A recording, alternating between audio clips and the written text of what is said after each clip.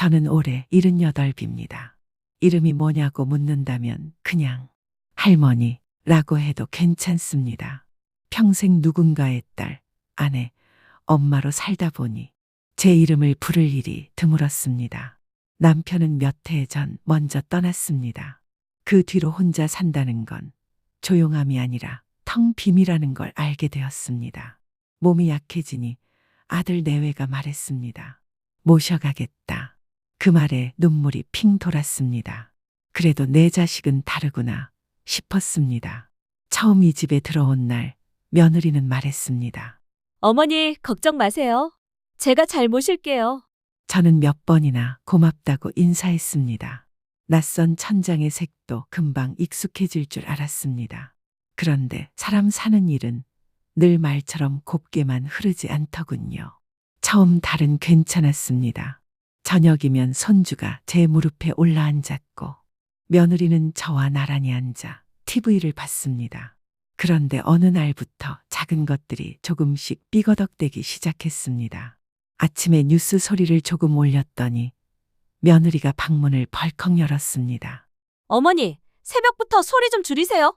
저랑 애들 잠 못 자요. 저는 얼른 리모컨을 눌렀습니다. 그날부터 저는 리모컨과 눈치를 같이 봤습니다.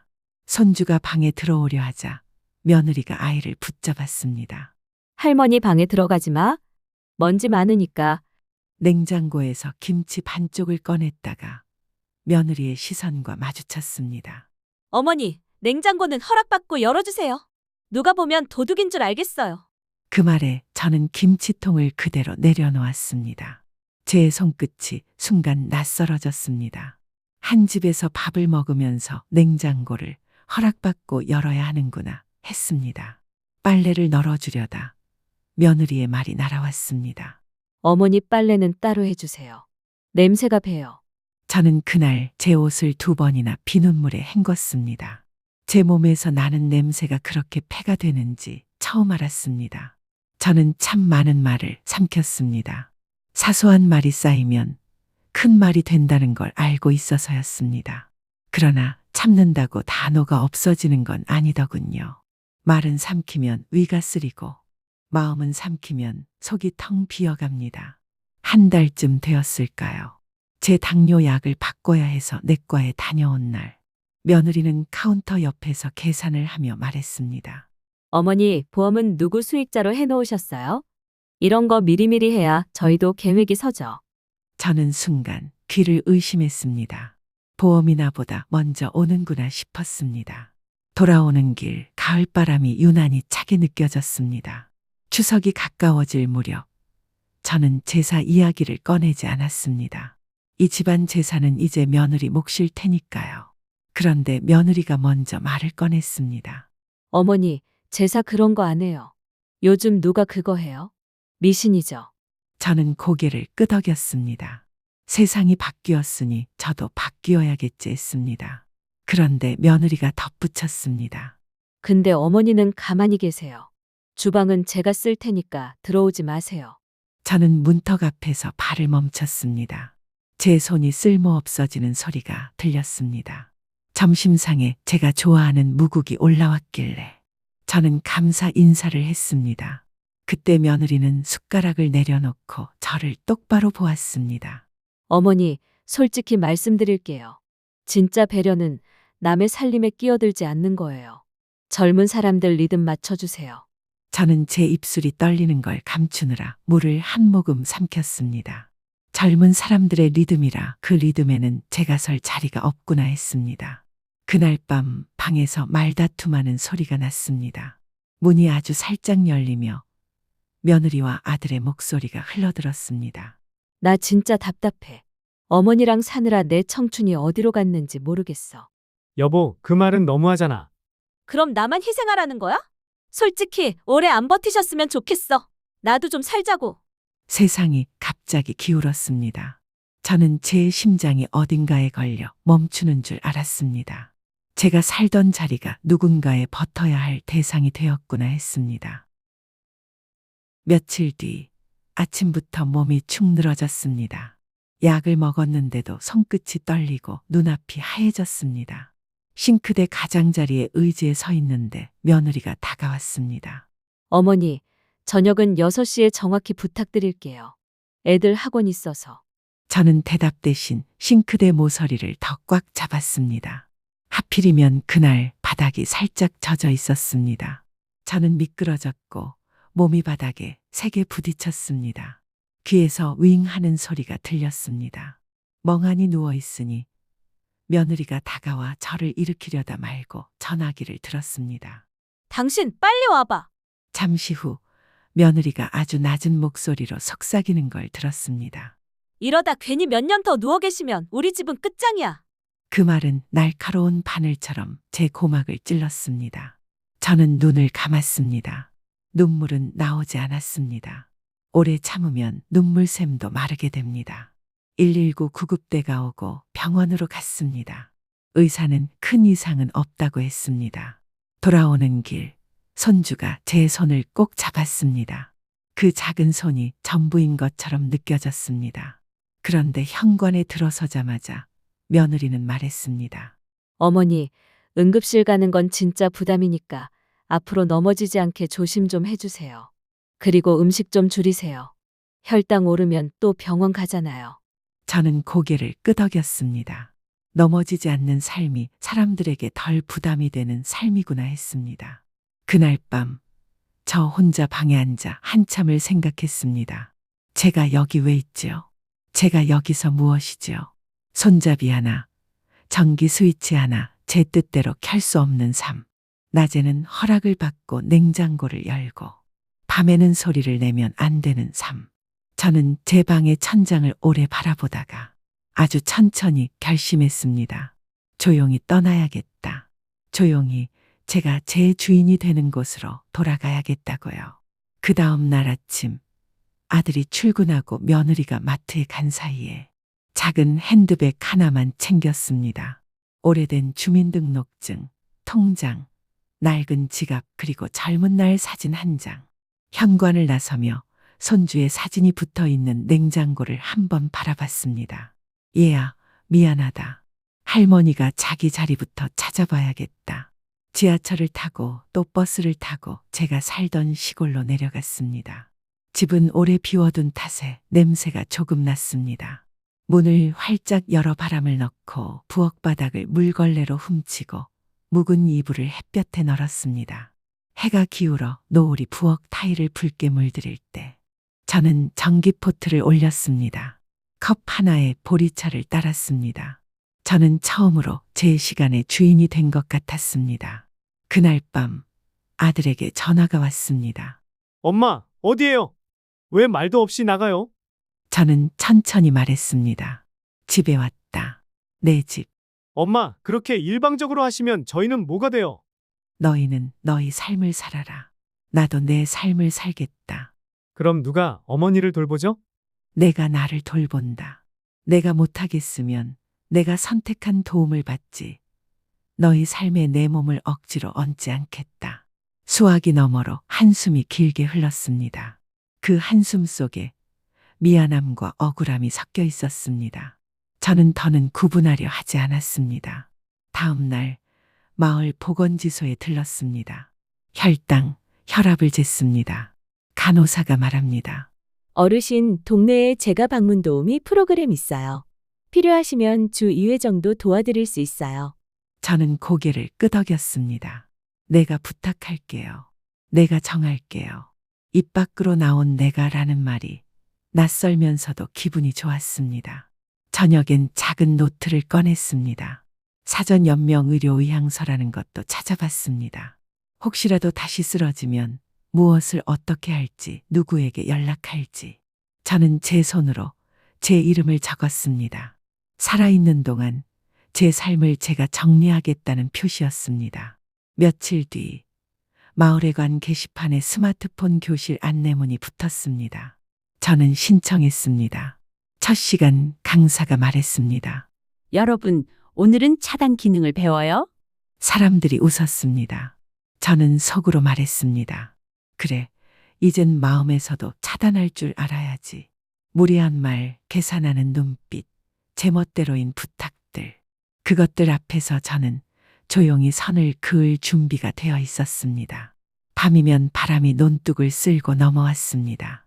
파도가 없는 고장이라도 바람 소리는 늘 파도처럼 들렸습니다. 저는 그 소리를 자장가 삼아 잠이 들었습니다. 그날 이후로 제 방문은 안에서만 열렸습니다. 일주일쯤 지났을 때 아들이 택시에서 내렸습니다. 대문 앞에서 한참을 서성이다가 조심스레 문을 두드렸습니다. 저는 문을 열었습니다. 아들은 제 얼굴을 보고 잠시 말을 잇지 못했습니다. 엄마, 살이 더 빠지셨네. 저는 웃었습니다. 농사일 하는 체질도 아닌데 살이 쪘겠냐? 아들은 부엌으로 따라 들어왔습니다. 저는 된장찌개를 데웠습니다. 마른 멸치 몇 마리와 애호박 반 토막으로도 충분한 국물이 났습니다. 밥을 푸고 김을 잘라 접시에 올렸습니다. 아들은 밥 한술 뜨며 울먹였습니다. 엄마, 왜 이 맛이 이제야 이렇게 선명하게 느껴질까요? 저는 말하지 않았습니다. 말하지 않아도 알아들을 나이가 되었기를 바랐을 뿐입니다. 식사를 마치고 아들은 주머니에서 봉투를 꺼냈습니다. 엄마, 그동안 미안했어요. 사실 집에서 많이 힘들었어요. 저는 고개를 끄덕였습니다. 안다. 하은이 엄마랑 싸울 때도 많았고, 엄마가 계셔서 숨 막힌다고 그런 말 듣고도 아무 말도 못했어요. 저는 아들의 눈을 똑바로 보았습니다. 나도 숨 막혔다. 내 집에서. 아들은 고개를 떨궜습니다. 엄마, 다시 같이 살 수는 없을까요? 저는 손을 들어 말을 막았습니다. 안 산다. 나 이제 내 집에서 산다. 대신 서로의 삶에 필요한 소식만 주고받자. 내가 너를 키웠던 시간은 끝났다. 이제 너는 내 삶을 꾸리고 나는 내 삶을 꾸릴 거다. 아들은 한참을 앉아 있다가 돌아갔습니다. 현관 앞에서 신발을 신으며 말했습니다. 엄마, 다음엔 아이들 데리고 올게요. 근데 하루만 놀다 갈게요. 엄마 힘들지 않게. 저는 그 말이 고마웠습니다. 사람 사이의 거리는 말로도 지킬 수 있으니까요. 그날 저녁 며느리에게서 문자가 왔습니다. 어머니, 잘 지내세요? 지난번 일은 제가 경솔했어요. 죄송합니다. 저는 짧게 답했습니다. 필요한 말만 하자. 아이들 건강, 안부, 그 정도면 충분하다. 네, 어머니. 고맙습니다. 문자가 끝났습니다. 저는 핸드폰을 테이블 위에 내려놓고 창밖으로 기울어가는 해를 보았습니다. 사과빛 노을이 부엌 바닥을 타고 흘렀습니다. 그 빛 위로 제 그림자가 길게 늘어졌습니다. 저는 그 그림자를 밟지 않으려고 조심히 걸었습니다. 이제는 그림자까지도 제 편으로 만들고 싶었습니다. 그 다음 주 동네 반장 아주머니가 찾아왔습니다. 어르신, 혼자 사시니 힘든 일 있으면 말해요. 우리 동네는 서로 돌봄하는 거 아시죠? 저는 웃었습니다. 도움이 필요하면 내가 말할게요. 근데 내가 할 수 있는 일도 많아요. 김치 담그는 날 부르면 내가 손 좀 보태지. 그날부터 저는 다시 누군가에게 쓸모 있는 사람이 되었습니다. 누군가의 살림을 빼앗지 않는 방식으로요. 봄이 왔습니다. 마당 구석에서 쑥이 올라왔습니다. 저는 작은 바구니를 들고 나가 쑥을 뜯었습니다. 쑥 버무리를 쪄서 이웃들에게 나눠주었습니다. 사람들이 문 앞에서 말했습니다. 어르신 손맛이 살아있네요. 그 말이 참 오래도록 배 속을 따뜻하게 데웠습니다. 제가 저로 존재할 수 있는 말, 제 이름을 대신하는 말이었습니다. 어느 날은 마을버스를 타고 읍내까지 나갔습니다. 중고 책방에서 눈에 띄는 책을 집어들었습니다. 표지에 작은 글씨로 적혀 있었습니다. 오늘의 나는 내가 고른 결과다. 저는 책장을 넘기며 고개를 끄덕였습니다. 제가 고른 오늘이 이렇다면 내일은 조금 더 나아질 수도 있겠다고요. 그 사이 며느리에게서 간헐적으로 문자가 왔습니다. 어머니, 이번 주 손주 학교 발표회가 있어요. 올 수 있으세요? 발표회 끝나고 사진 한 장만 찍자. 저는 약속한 시간에만 갔습니다. 제 자리를 늘 조용히 지켰습니다. 사진을 찍고 아이의 머리를 쓰다듬었습니다. 잘 컸다. 내 목소리가 참 단단하더라. 아이의 눈이 반짝였습니다. 그 반짝임을 보며 제 안에 무수한 밤이 조금씩 풀렸습니다. 한 번은 제가 서울의 대학병원 예약을 잘못 잡아 헛걸음을 한 날이었습니다. 집으로 돌아오는 길 버스 정류장에서 며느리를 봤습니다. 서로의 눈이 마주쳤습니다. 그녀가 먼저 고개를 숙였습니다. 저는 아주 작게 고개를 끄덕였습니다. 그 작은 목례 한 번으로 충분했습니다. 우리 사이의 새 규칙은 간단했으니까요. 필요한 말만 필요한 만큼. 여름이 오고 장마가 지나갔습니다. 장독대 옆에 초록 이끼가 슬었습니다. 저는 솔로 조심히 문질렀습니다. 등이 조금 아팠지만 그 아픔이 오히려 안도처럼 느껴졌습니다. 제 몸의 아픔을 제가 아는 것. 그게 자유였습니다. 그러던 어느 밤 잠결에 전화가 울렸습니다. 아들이었습니다. 엄마, 나 병원에 있어. 놀라 가슴이 두근거렸습니다. 괜찮냐? 큰일은 아니고 과로로 쓰러졌대. 저는 침착하게 물었습니다. 내가 뭘 해줄까? 엄마 목소리 더 듣고 싶어. 저는 한참을 아무 말 없이 숨을 들이마시고 내쉬었습니다. 그리고 말했습니다. 정연아, 내 목소리 듣고 싶을 땐 언제든 전화해라. 밥은 제대로 먹고 다니는 거냐? 수화기 너머에서 아들의 숨이 조금씩 가라앉는 소리가 들렸습니다. 그날 밤 저는 오래도록 깨어 있었습니다.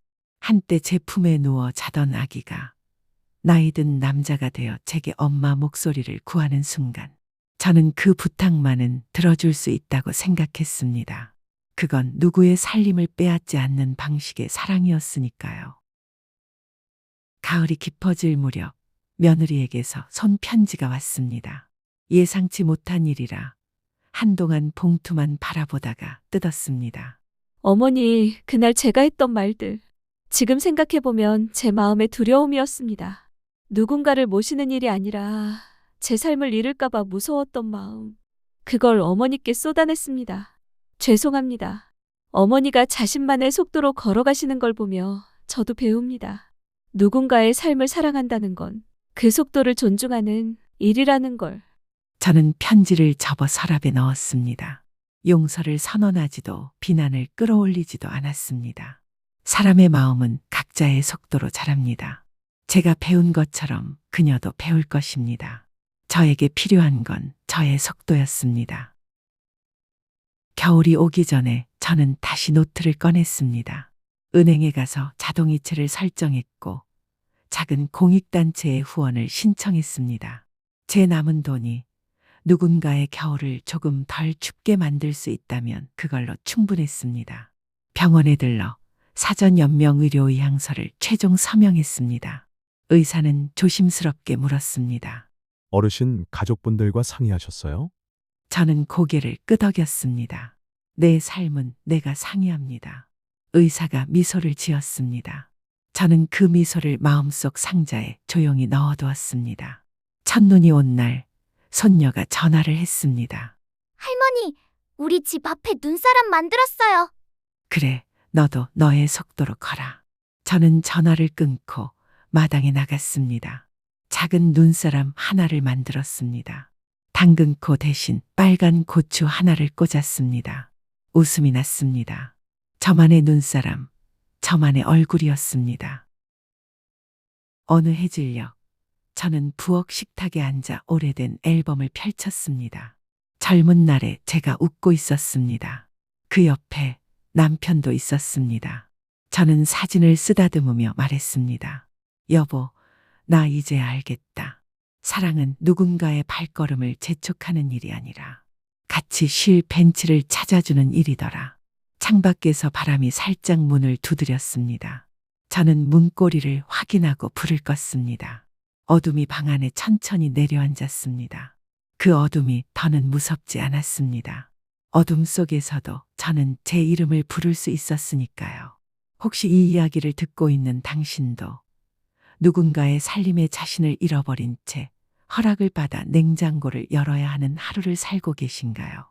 소리 좀 줄이세요. 냄새가 배요. 허락받고 드세요. 그리고 마지막으로 솔직히 오래 안 버티셨으면 좋겠어요. 그런 말을 들은 적이 있으신가요? 그 말들이 마음에 살을 베어갔다면 부디 기억하십시오. 당신의 이름은 아직 당신 곁에 있습니다. 당신의 속도는 아직 당신 발밑에 있습니다. 당신이 발을 떼면 길은 열립니다. 저는 이제 알겠습니다. 노년의 존엄은 거창한 게 아닙니다. 제가 먹고 싶은 걸 제 손으로 덜어 제 입으로 넣을 수 있는 것. 아프면 제가 고른 병원에서 제가 고른 방식으로 치료받는 것. 누군가의 허락 없이 냉장고 문을 여는 것. 그리고 사랑이라는 이름으로 강요되는 모든 것들 앞에서 조용히 말할 수 있는 용기. 그건 싫습니다. 그건 못합니다. 그건 제 삶에 필요 없습니다. 마지막으로 아들에게 전하고 싶은 말이 있습니다. 너는 좋은 아버지가 될 거다. 다만 좋은 아들이 되는 법도 잊지 말아라.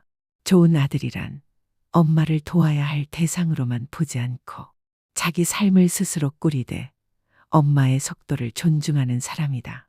그 말은 언젠가 적당한 밤에 해줄 생각입니다. 지금은 이 정도면 됩니다. 오늘의 저는 제가 고른 결과이니까요.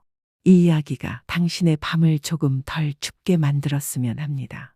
만약 당신도 저처럼 마음의 문고리를 안쪽에서 꼭 쥐고 있었다면 이제 아주 살짝만 돌려보십시오. 문은 생각보다 가볍게 열립니다. 혹시 비슷한 시간을 지나고 계시다면 댓글로 당신의 속도를 들려주십시오. 우리는 서로의 속도를 해치지 않는 선에서 충분히 따뜻해질 수 있습니다. 그리고 이 이야기가 마음에 닿았다면 구독과 좋아요로 마음을 남겨주십시오. 그 작은 손길 하나가 아직도 문고리를 붙잡고 떠는 누군가에게 문을 여는 용기가 되어줄 테니까요. 오늘 밤 저는 제 이름을 조용히 불러봅니다. 얘야, 잘했다. 오늘도 너의 속도로 걸었다. 창밖에서 바람이 대답합니다. 그래, 너는 너의 속도로 살아라.